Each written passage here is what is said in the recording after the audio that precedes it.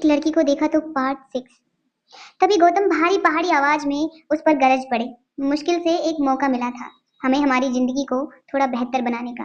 नसीब वाली थी तुम जो डोगरा खानदान के इकलौते वारिस कुणाल डोगरा से तुम्हारी शादी हुई थी।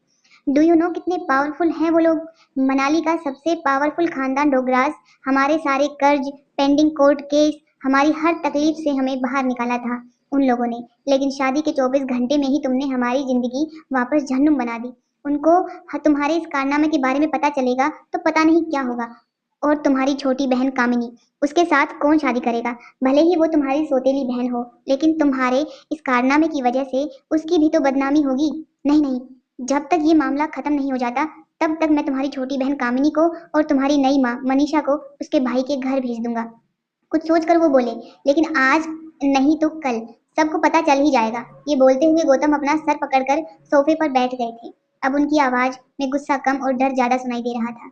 लेकिन गौतम के आंसू मानो करारे शब्द में बदल कर उनके मुंह से निकल रहे थे। तेरा पति कुणाल तो शादी करने के 1 घंटे के अंदर ही शहर चला गया था।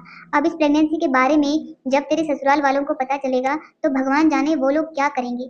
समाज में इज्जत तो उछलेगी ही, मगर हम फिर से उसी दलदल में फंस जाएंगे जहां से निकाल कर वो लोग हमें लाए थे।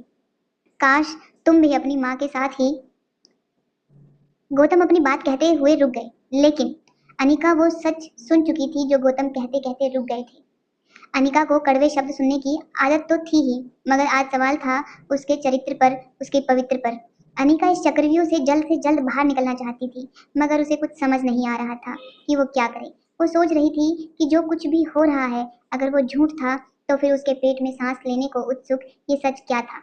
अगले दिन गौतम ने घर में लगे सारे सीसीटीवी कैमरे की पिछले 5 महीने की फुटेज मंगवाई और बारीकी से देखने के बाद वो ये जानकर हैरान हो गया था कि पिछले 5 महीनों से छोटी मोटी बीमारी के चलते अनिका के घर से बाहर जाने की कोई वीडियो रिकॉर्ड में नहीं थी। इसे देखकर गौतम का गुस्सा अब आश्चर्य में बदल गया। उसको इतना तो समझ में आ गया था